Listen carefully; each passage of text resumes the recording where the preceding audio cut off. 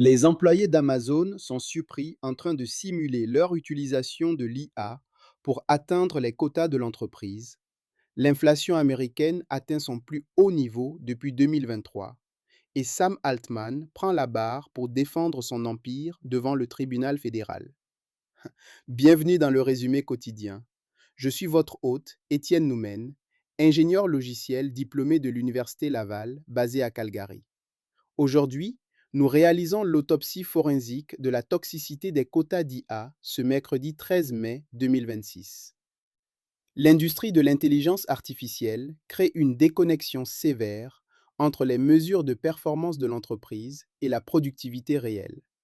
Chez Amazon, les employés manipulent activement les outils d'IA internes, créant de fausses tâches automatisées juste pour atteindre un quota imposé par la direction, exigeant 80% d'adoption hebdomadaire.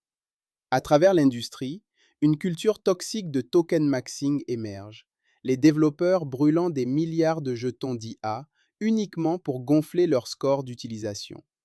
Mais alors que les logiciels brûlent des jetons, l'économie physique s'enlise. Poussée par une flambée de 17,9% des coûts de l'énergie, l'inflation américaine a bondi à 3,8%. Et les demandes matérielles massives des centres de données d'IA ont fait exploser les prix de la mémoire DDR5, effondrant le marché mondial des cartes mères grand public de près de 30%. Mais avant de plonger dans les données, j'ai une brève requête stratégique. Les algorithmes de l'application que vous utilisez en ce moment dictent l'information qui parvient jusqu'à vous. Pour vous assurer de ne jamais manquer nos analyses les plus critiques, veuillez cliquer sur Suivre ou vous abonner à la chaîne Jamgamind sur Apple Podcast pour toujours écouter complètement sans publicité. C'est une action gratuite d'une seconde, mais c'est le moyen le plus direct de nous aider à développer cette recherche. L'épisode d'aujourd'hui est rendu possible par notre partenaire Eria. Un grand merci à Eria pour le parrainage de ce briefing. Démêlons ensemble cette journée. On peut facilement imaginer la scène en fait. On se lève le matin, on prend un café, et la première chose qu'on fait en allumant l'ordinateur, c'est de programmer un assistant virtuel pour qu'il trie frénétiquement des dossiers de spam. Ouais, ou alors qui déploie des lignes de code qui servent à rien du tout. Voilà, exactement. Pas parce que c'est utile, mais parce que si l'on ne brûle pas un quota précis de puissance de calcul avant le vendredi soir, eh ben les ressources humaines envoient un avertissement pour baisse de productivité. C'est fou. Ça ressemble à une comédie d'entreprise dystopique, hein. Totalement. Pourtant, c'est la réalité de ce 13 mai 2026. Aujourd'hui, on va décortiquer tout ça dans notre analyse en profondeur.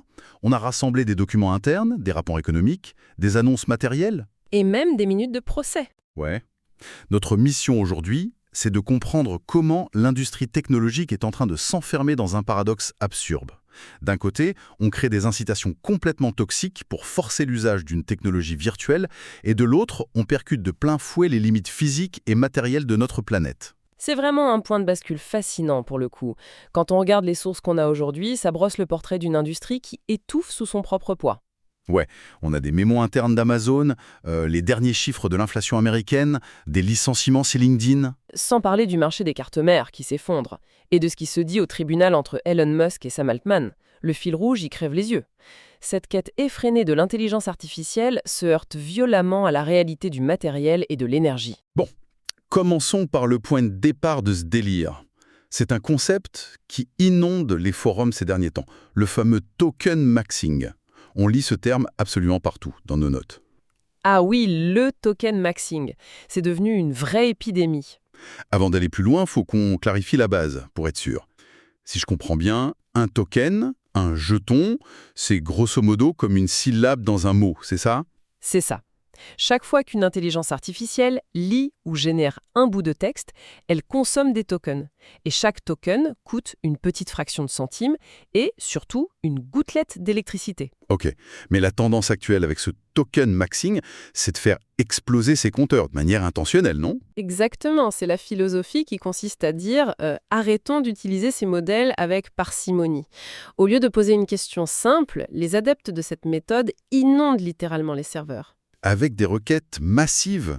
Ouais, des milliards de requêtes complexes, des boucles automatisées. Le but, c'est de forcer la machine à produire des résultats hors normes. L'exemple le plus frappant dans nos sources, c'est ce développeur Sigrid Jin. Ah oui, lui.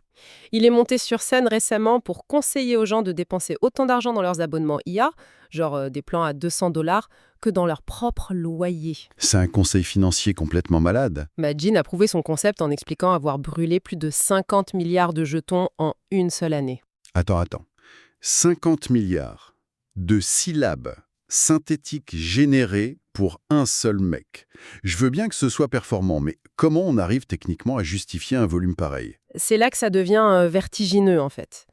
Jin Lee n'a pas juste posé des questions existentielles au chatbot, il a utilisé ces milliards de requêtes pour faire de la rétro-ingénierie. Ah, pour cloner un modèle. Exactement. Il y a eu une fuite accidentelle d'un modèle d'anthropique appelé Claude Code. Pour éviter les problèmes de droit d'auteur, Jin a bombardé le système d'instruction. Ok, donc par la force brute. Voilà. En observant comment le modèle réagissait à ces millions de variations, il a cartographié l'arbre logique et forcé le système à se réécrire entièrement en langage Python. Il a appelé ça Clocode. Donc, en spammant un modèle avec un océan de requêtes, on peut littéralement cloner son architecture. Je comprends mieux. À l'échelle d'un génie comme lui, ça produit des miracles. Mais là où ça dérape, c'est quand les entreprises essaient d'industrialiser ça. Oui, on tombe dans le mur managérial direct. Regardons ce mémo interne d'Amazon, qui a fuité. La direction a imposé un quota. 80% de leurs développeurs doivent utiliser l'IA chaque semaine. Avec des classements internes pour suivre qui consomme le plus. C'est absurde. Les employés ont accès à cet agent interne, Meshklo. Face à la pression de ces quotas, qu'est-ce qu'ils font? Ils écrivent des scripts pour que Meshklo trie des emails sans raison, juste pour faire tourner le compteur. C'est la fameuse loi de Goodhart, disait. Lorsqu'une mesure devient un objectif, elle cesse d'être une bonne mesure. C'est littéralement comme mesurer la productivité d'un écrivain uniquement en nombre de cartouches d'encre qu'il vide, même s'il ne dessine que des gribouillis. Est-ce que cette obsession pour la quantité ne va pas littéralement détruire la qualité du code d'entreprise? C'est une certitude. Ça crée une fausse productivité toxique où le but n'est plus l'efficacité, mais la statistique. Quand les employés sont forcés de contourner le système juste pour paraître productifs avec l'IA, cela prouve que jeter de la puissance de calcul brute sur vos équipes est un risque énorme. Déployer l'IA nécessite une véritable infrastructure de gestion. Nous tenons à remercier notre sponsor, Airia, de rendre cette analyse possible. Airia fournit la plateforme de gestion de l'IA de niveau entreprise dont les organisations ont besoin pour transformer le potentiel brut de l'IA en une automatisation des flux de travail mesurables et sécurisés. Le lien se trouve dans les notes de l'émission. Et cette idée de gestion mesurable est cruciale, parce que toutes ces dérives, tout ce token maxing abusif, ça a des conséquences dans le monde physique. Ouais, parce que les jetons virtuels, faut bien les calculer sur des machines réelles. Exactement. Brûler 50 milliards de jetons chez un dev ou des millions de tâches futiles chez Amazon, c'est pas juste des pixels sur un écran. Ça demande des cendres de données immenses et surtout une quantité astronomique d'électricité. Et la facture vient de tomber. Et quelle facture? J'ai vu les chiffres de l'inflation du Bureau of Labor Statistics. Ça fait froid dans le dos. C'est le choc de la semaine. L'inflation américaine annuelle vient d'atteindre 3,8%. Contre 3,3 en mars, ouais. C'est un record depuis mai 2023, non? Oui. Et le vrai problème, c'est le moteur de cette hausse. C'est pas l'alimentaire. C'est une explosion de 17,9% des coûts de l'énergie. 17,9. Donc, on est en train de dire que l'électricité mondiale coûte plus cher, en grande partie parce que des serveurs tournent à fond pour générer du faux travail afin de satisfaire des quotas chez Amazon. C'est l'un des facteurs majeurs, oui. Les centres de données vampirisent littéralement le réseau électrique. On ajoute une demande industrielle colossale sur un réseau déjà fragile. Et paf, le prix du mégawattheure explose pour tout le monde. Voilà. Et ça empêche la baisse des taux d'intérêt. Mais le réseau électrique n'est pas le seul à souffrir. Il y a aussi une pression immense sur le matériel, ce qu'on appelle le hardware squeeze. Ah, parlons-en. J'ai vu le rapport sur les ventes de cartes mères. C'est un effondrement. Asus projette que ces ventes vont passer de 15 millions à 10 millions d'unités. Une baisse de 30%.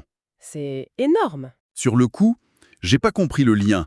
Pourquoi les data centers d'IA font plonger le marché des composants locaux pour le grand public? Tout se résume à la RAM, la mémoire vive, et spécifiquement la DDR5.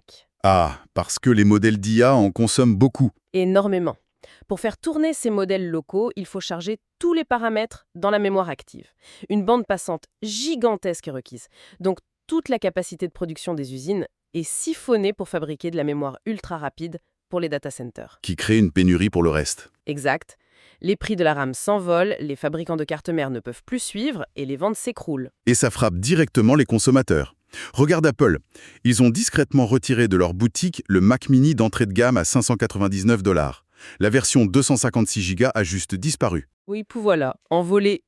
Le prix d'entrée bondit à 799 $. Et Tim Cook l'a admis. La demande explose parce que les gens essayent de faire tourner des IA localement sur ces machines pour éviter de payer le cloud. Mais le matériel suit pas. C'est un cercle vicieux. L'énergie coûte cher, donc le cloud coûte cher, les gens veulent du local, donc le matériel devient hors de prix, et pendant que tout ça s'envole, c'est le capital humain qui trinque. Ouais, LinkedIn. Voilà. LinkedIn, qui appartient à Microsoft quand même, vient de licencier 5% de ses effectifs. Ça fait à peu près 875 personnes jetées à la rue. Et l'excuse officielle, oh lol, c'est pour devenir plus agile et réinventer les méthodes de travail. Franchement, agile, c'est devenu le mot de code pour dire on vire des humains pour payer nos factures de serveur IA, non? C'est exactement ça. Donc on résume. On a des entreprises qui payent l'énergie plus chère pour faire tourner des IA. Elles licencient des humains pour financer cette IA.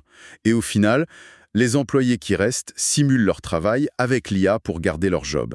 Sommes-nous en train d'assister à la création de la bulle économique la plus absurde de l'histoire? Ça y ressemble beaucoup. Et face à ce goulot d'étranglement, que ce soit les coûts de l'énergie ou le matériel local, les géants cherchaient des échappatoires complètement radicales. On l'a vu avec l'annonce de Google, le Android Show, ils essaient de contourner le cloud en ancrant l'IA directement dans le système d'exploitation. Oui, avec les Google Books, ils se sont alliés à Dell, HP, Lenovo, Asus et Acer. Et ils ont intégré Gemini Intelligence au cœur de l'OS. C'est malin parce qu'ils transfèrent la charge de calcul sur la machine de l'utilisateur, avec des trucs comme Rambler, leur outil de dictée qui tourne en local. Celui qui supprime les tics de langage en temps réel, c'est ça, hein? Ouais, ou le Magic Pointer qui anticipe la souris. Tout ça, ça ne tourne plus dans le cloud. Ça pompe sur la batterie de ton PC. Ils économisent des fortunes en électricité comme ça. Sauf que pour les modèles gigantesques, l'ordinateur portable, ça suffira jamais. Et c'est là que ça devient complètement fou. La vraie solution envisagée par ces entreprises pour fuir la contrainte énergétique terrestre, c'est l'espace. Ah, l'orbite basse. Oui. Non mais, des serveurs dans l'espace, sérieusement. C'est très sérieux. Google explore un accord avec SpaceX. Ils appellent ça le projet Suncatcher, prévu pour 2027. Des centres de données en orbite? Anthropic aussi est sur le coup. Ils veulent des gigawatts de capacité spatiale. L'idée, c'est de profiter de l'énergie solaire constante, sans l'atmosphère ou la nuit pour gêner les panneaux. Ouais. Alors, Sam Altman de chez OpenAI a qualifié cette idée d'informatique orbitale de ridicule pour cette décennie. Et honnêtement, je suis assez d'accord avec lui. Pour des raisons techniques. Bah oui. Comment on gère la latence avec des satellites pour des calculs d'IA? Et surtout le refroidissement. Dans l'espace, il n'y a pas d'air, donc pas de convection. Les puces vont juste fondre dans le vide sidéral. Et tu fais comment pour envoyer un technicien réparer un serveur planté? C'est un cauchemar logistique, c'est clair. Mais faut regarder au-delà du problème technique immédiat. C'est-à-dire? Google possède 6,1% de SpaceX. Leur vice-président, Don Harrison, siège au conseil d'administration. Ils poussent pas cette idée par hasard. Si des boîtes de cette taille envisagent sérieusement de lancer des serveurs dans l'espace malgré ces défis délirants, ça prouve une chose. Que la crise énergétique sur Terre est bien plus grave qu'ils ne l'admettent publiquement. Exactement. Il n'y a plus assez de jus? Ce qui nous amène à notre dernier point. Pendant que certains rêvent d'orbite, la vraie guerre pour le contrôle de l'infrastructure de l'IA se joue dans un tribunal, à Auckland.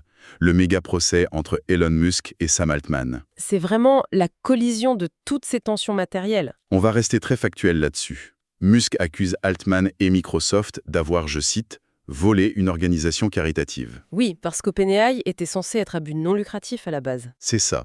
Mais à la barre, Altman s'est défendu en disant que la conversion vers un modèle à but lucratif, c'était le seul et unique moyen de lever les fonds colossaux dont ils avaient besoin. Bah oui, parce qu'il faut acheter tout ce matériel et payer cette électricité hors de prix pour créer une IA sûre. Il accuse même Musk d'avoir voulu le contrôle total, ou carrément de fusionner OpenAI avec Tesla. Mais les avocats de Musk n'ont pas lâché le morceau.